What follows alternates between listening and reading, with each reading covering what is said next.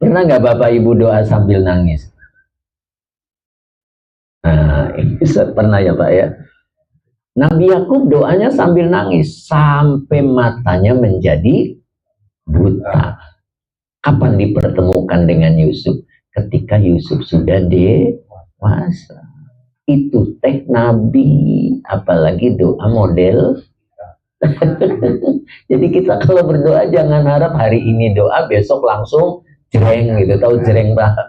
Nah, jangan harap begitu, terus saja doa itu berulang-ulang. Itu insya Allah, karena doa itulah yang mampu merubah rencananya Allah. Setuju Bapak Ibu? Nah, Bapak Ibu kalau doa berapa kali dalam satu hari? Nah, minimal 5 kali. Apa doanya Bapak Ibu? Rabbana atina fid dunya hasanah wa fil akhirati hasanah. Jangan yang sulit-sulit doa itu. Yang sulit-sulit malah hafal enggak, dibaca enggak. Kalau Rabbana kan semua orang bisa ya Bu. Iya, ditambah kulhu Allah ahad gitu. Ustaz nggak hafal ya dikulhuin langsung. Masa kulhu aja nggak hafal ya Pak? Itu Quran itu minimal tiap hari kita baca. Syukur-syukur punya hanca, tahu hanca Pak? Nah, jadi setiap hari Bapak baca 1 lembar minimal atau satu lembar kan 2 halaman atau satu kaca. Satu kaca tuh 1 halaman ya. Kalau 1 lembar 2 halaman. Nah, minimal itu. Apa mau tidur, apa mau berangkat kerja, istiqomah. Biar hati itu bersih gitu. Orang yang hatinya bersih, Allah beri 3 hal Bapak Ibu. Yang pertama adalah ilham, yang kedua hikmah, yang ketiga sakinah. Ilham teh naon Bapak Ibu? Ide. Bapak akan diberikan ide yang berlian. Orang kalau hatinya bersih. Terus yang keduanya apa tadi Bapak Ibu? Hikmah. Hikmah itu mampu mengambil hasil. Itu hikmah. Itu. Oh begini. Makanya disambung dengan sakinah. Orang kalau bisa mengambil hikmah, cocok nggak cocok dia terima. Ketika manis ditelan karena itu madu. Ketika pahit pun ditelan karena itu jamu, bukan ampet. Jadi dua-duanya bisa mengobati. Manisnya madu, besok pagi bisa sehat. Pahitnya jamu, besok pagi bisa sehat. Maka berikutnya sakinah. Apa sakinah Bapak Ibu? Tenang. Bapak Ibu dikasih rizki oleh Allah dengan idenya yang cemerlang itu, kemudian hasilnya tidak sesuai.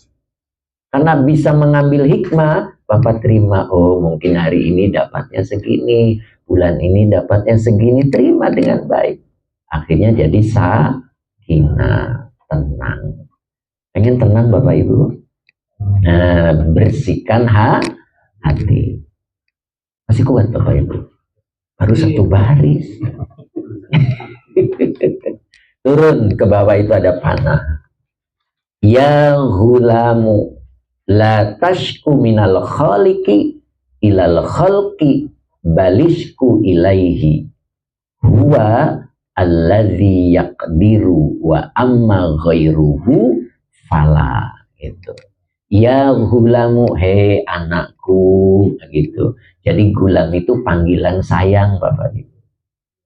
Iya, hei anakku, begitu ya. La tashku, jangan engkau mengeluh, jangan engkau mengadu. Minal khaliki, tentang Allah, ilal khalqi, kepada manusia. Pernah nggak Bapak Ibu mengadu tentang Allah kepada manusia? Pernah? Begini loh Bapak Ibu, pernah nggak Ibu cerita tentang keadaan Ibu yang tidak cocok kepada orang lain? Bapak pernah Pak? Saya itu padahal kerja udah lama, tapi jabatan saya kok masih begini aja ya. Ngomong sama temennya, pernah terjadi? Pernah ada orang begitu maksudnya? Pernah, Bapak pernah ya? Mana orangnya kira-kira? Udah pulang ya. Nah, gitu. Itu artinya dia merasa diperbuat oleh Allah tidak adil. Artinya dia menceritakan tentang Allah kepada sesamanya. Itu dilarang la tashku. Itulah. Terus ceritanya apa Ustadz? Yang enak wa amma mati rabbika fahadits. Yang enak diceritakan, yang tidak enak disembunyikan. Gitu. Nyambung Bapak Ibu. Jadi kalau kita menceritakan segala sesuatu merasa tidak adil, itu sedang menceritakan Allah. Balisku ilaihi, akan tetapi engkau mengeluhlah, engkau mengadulah ilaihi kepada Allah. Berarti sama kayak Nabi Yakub. Yang dimaksud mengadu di situ bukan cerita kepada Allah, karena Allah yang bikin cerita. Cerita kita yang bikin Allah, bukan kita. Jadi jangan bercerita kepada Allah, tetapi berdoa. Karena doa itulah yang mampu merubah takdir. Ya Bapak Ibu ya, setuju? Saya minum dulu boleh Pak?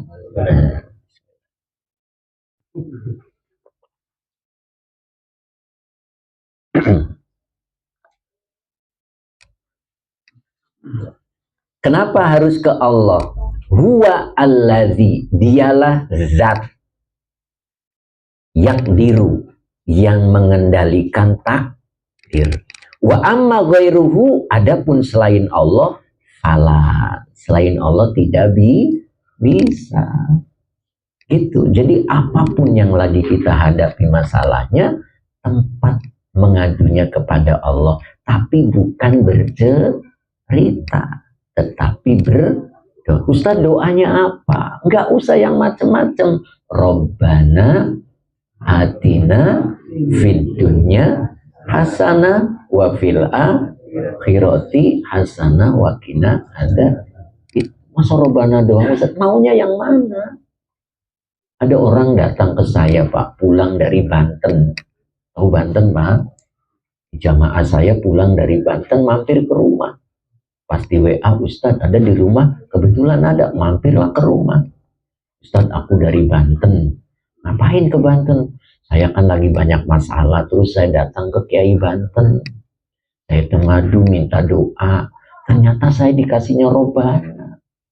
Kalau begitu mas saya cukup ke Ustadz. Dari Ustadz dan Robbana jauh-jauh ke Banten. Saya jadi tersenyum, ya Bu. Jadi Robbana tuh doa apa Bapak Ibu? Sapu jagat, segala macam permasalahan ada di Robbana ya Pak ya.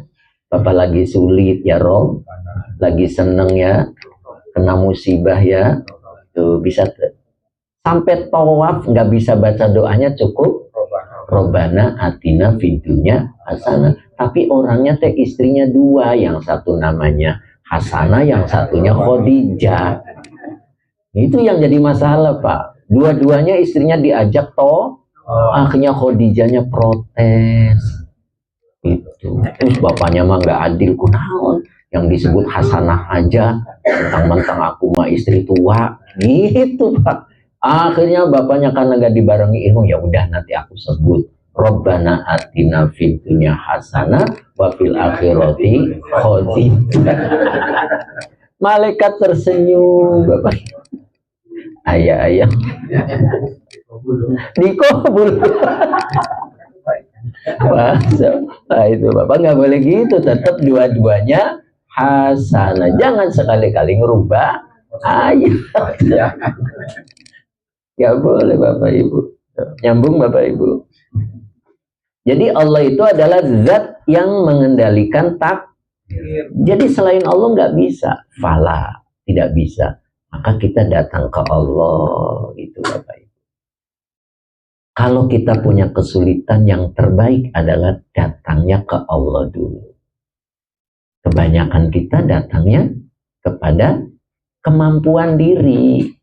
Gitu. Contoh ketika kita sakit, langsung ke Jadi mengandalkan kemampuan diri dulu itu nggak boleh begitu Bapak Ibu. Jadi kalau kita sakit pertama kali ke Allah dulu. Kenapa kita sakit? Karena dosa kita yang belum ditobati. Sampai batas waktu yang ditetapkan kita nggak tobat. Akhirnya Allah turun penyakit. Jadi pertama ke Allah dulu. Istighfar, astagfirullahaladzim. Baru datang ke dokter. Datang kepada dokternya dinilai ibadah oleh Allah. Tapi kalau ujung-ujung tahu ujung-ujung. Nah, enggak istighfar dulu ke Allah langsung kepada dokter, maka datang kepada dokternya itu digolongkan musyrik.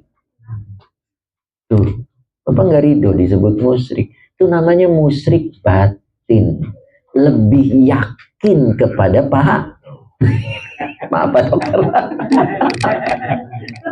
Daripada kepada Allah. Jadi susunannya ke Allah dulu baca istighfar, baru datang kepada dokter. Maka datangnya kepada dokter dinilai Pak dokternya yang meriksa juga dinilai ibadah. Jadi tanya dulu, udah belum? Kalau nggak tolak ya Pak. Kalau nggak ditolak, Masya Allah.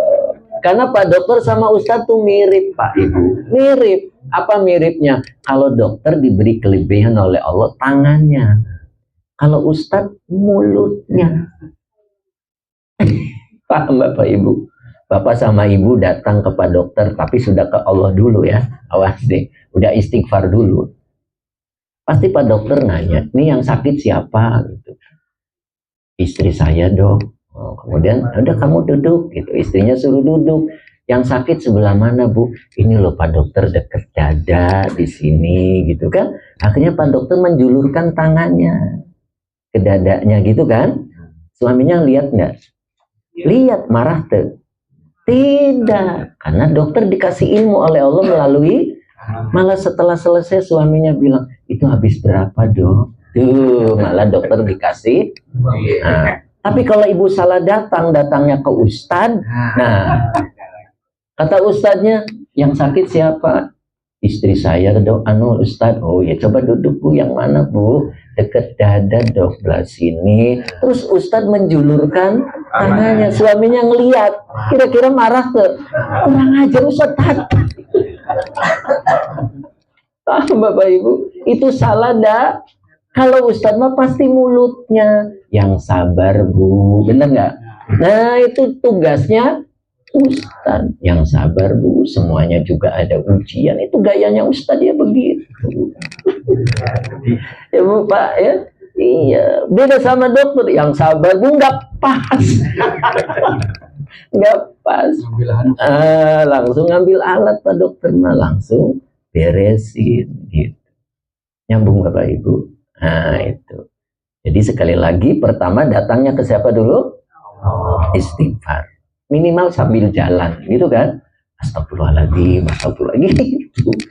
Ya, jangan lempeng aja Bapak Ibu ya. Insya Allah Allah sembuhkan.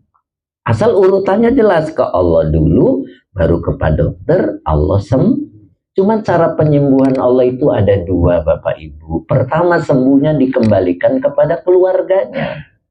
Itu sembuhnya dikembalikan kepada keluarganya, sehat walafiat. Yang kedua, tidak dikembalikan ke keluarganya, tapi pindah alam. Itu juga kesembuhan. Orang kalau sudah pindah alam, tidak ada lagi rasa sakit. Itu Bapak Ibu. Apalagi sakitnya sakit karena istrinya. Ya ada Bapak Ibu. Pecinya yang tadinya nomor 7 sampai nomor 5. Kenapa Bapak Ibu? Sampai kepalanya juga kempes saking tekanan batin akibat perbuatan istrinya. Begitu sampai dokter diperiksa, ternyata disembuhkan oleh Allahnya, tidak kembali ke keluarganya, tetapi dipindahkan alam. Disambut sama bidadari. Gitu Ibu. Akhirnya kata si bapak tadi, kalau tahu begini mah nggak dari